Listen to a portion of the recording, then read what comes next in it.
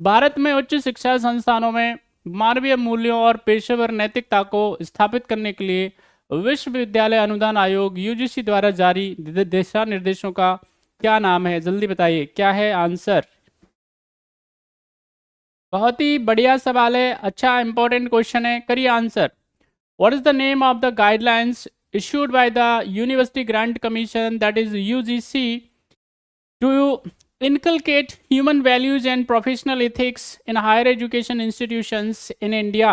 क्या है नाम, बताएं उस प्रोग्राम का, जल्दी बताइए फटाफट से। उत्साह, एनईपी, सारथी, मूल्य प्रवाह, जल्दी जल्दी बताएं। और दीक्षा।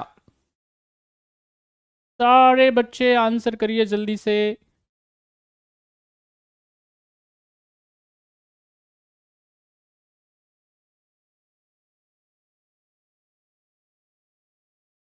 बहुत ही बढ़िया है, सबका आंसर सही है, शाबाश, बिल्कुल बिल्कुल बढ़िया आंसर है भाई। तो यहाँ पे मूल्य प्रवाह जो है 2.0 या 2.0, वो क्या है, उसका मकसद क्या है, इसको स्टार्ट किसने किया है? यूनिवर्सिटी ग्रांट कमीशन ने, यूजीसी ने इसको क्या किया है, इनिशिएट किया है। मकसद क्या है इसका कि जितने भी उच्च शिक्षा के संस्थान हैं, आप देखेंगे हायर एजुकेशन इंस्टीट्यूशंस में आप देखेंगे बहुत अलग अलग तरह की प्रॉब्लम्स होती है। इतना पढ़ाई लिखाई करने के बावजूद भी क्या है, they don't know how to talk with the students. बच्चों के साथ बातचीत कैसे की जाती है, किस आत्मीयता से बातचीत की जाती है ना। तो यहाँ पे क्या है, वो बातचीत करना भी बड़ा मुश्किल है। साथ ही साथ में एक तो ऑनेस्टी टूवर्ड द जॉब, भाई हमको क्या करना है। ज़्यादातर समस्याएं क्या हैं, ज़्यादातर तो कॉलेज और यूनिवर्सिटीज़ में लेक्चर ही नहीं होते हैं, है ना, वहाँ पे पढ़ाई नहीं होती है, बड़ी मुश्किल होती है ना। जो अभी अभी जो वक्त होता है वो पढ़ाई लिखाई का होता है ना। और अगर मान लेते हैं उसी समय पे क्या नहीं होगी, पढ़ाई लिखाई नहीं करवाई जाएगी तो मुश्किल हो जाएगा, बात समझ में आई। तो यहाँ पे क्या करना है, एक तो मानवीय मूल्यों को क्या करना, आगे लेकर के जाना, ह्यूमन वैल्यूज को, यानी कि हर एक टीचर की, हर एक प्रोफेसर की, असिस्टेंट प्रोफेसर की ड्यूटी है, शिक्षकों की ड्यूटी है कि कम से कम बच्चों को सपोर्ट किया जाए, समर्थन किया जाए। अलग अलग तरह के बैकग्राउंड के बच्चे आते हैं, उनके साथ में अलग अलग प्रकार की समस्याएं होती हैं, है ना, व्यक्तिगत समस्याएं, पारिवारिक समस्याएं, समाज की समस्याएं। तो कम से कम क्या करना, उनको संबल देना, उनको समर्थन करना, उनको सपोर्ट करना, ये होना चाहिए। साथ ही साथ में यहाँ पे क्या करना, जो प्रोफेशनल इथिक्स है उसको फॉलो करना। भाई आपको पढ़ाई बढ़ाई के लिए 8 घंटे दिए गए, 6 घंटे दिए गए, 4 लेक्चर लेने हैं आपको, तो उनको ईमानदारी से लेना चाहिए, बात समझ में, ना कि ऐसा करना चाहिए घास काट देना चाहिए, निकल जाना चाहिए, नॉट लाइक दैट। तो यहाँ पे क्या है, यूनिवर्सिटी ग्रांट कमीशन ने, क्योंकि हमारे देश में क्या है, उच्च शिक्षा का जो मामला है वो अभी ठीक नहीं है। हमारे देश में 1000 से ज़्यादा, 1050 के आसपास हमारे यहाँ पे क्या है, यूनिवर्सिटीज़ हैं, जिनकी बात कर लो हम लोग सेंट्रल यूनिवर्सिटीज़ की, है ना। सेंट्रल यूनिवर्सिटीज़ की मैं बात करूँ तो उसमें जो सरकारी क्षेत्र की हैं, है ना, जो गवर्नमेंट सेक्टर की सेंट्रल यूनिवर्सिटीज़ हैं, आप देखो उसमें उनकी जो संख्या 56 है।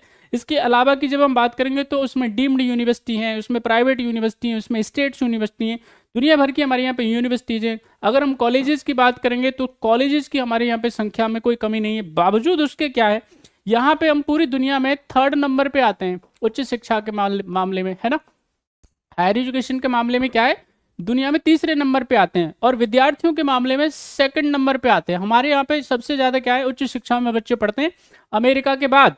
बावजूद उसके हमारे यहाँ पे जो इंस्टीट्यूशंस होते हैं, दुनिया की जो तमाम रैंकिंग एजेंसियाँ होती हैं, चाहे वो टाइम्स हायर हो जाए, चाहे वो QS साइमंड हो जाए, हमारी रैंकिंग बहुत अच्छी नहीं आती है। सोचो आप, हम अंडर 100 में नहीं आते। जब अंडर 100 में नहीं आते तो इससे क्या होता है, हमारे जो शैक्षणिक संस्थान है उन पर क्वेश्चन मार्क लगता है कि भाई पढ़ाई लिखाई का माहौल क्यों नहीं है। एक्चुअली इसमें बच्चों को भी सोचना चाहिए और साथ ही साथ में टीचरों को भी सोचना चाहिए। ज़्यादा सोचना चाहिए किसको, टीचरों को।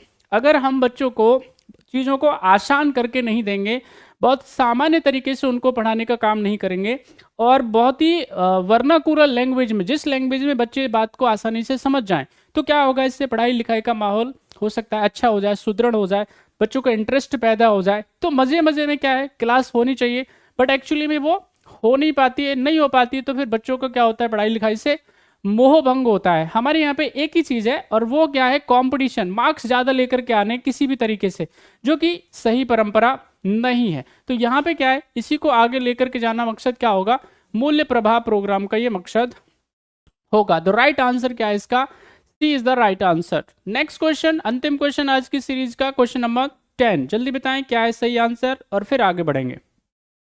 हाल ही में रक्षा अनुसंधान और विकास संगठन यानी डीआरडीओ के द्वारा लॉन्च की गई असॉल्ट राइफल का नाम क्या है? सभी बच्चे जल्दी जल्दी से बताइए क्या है सही आंसर।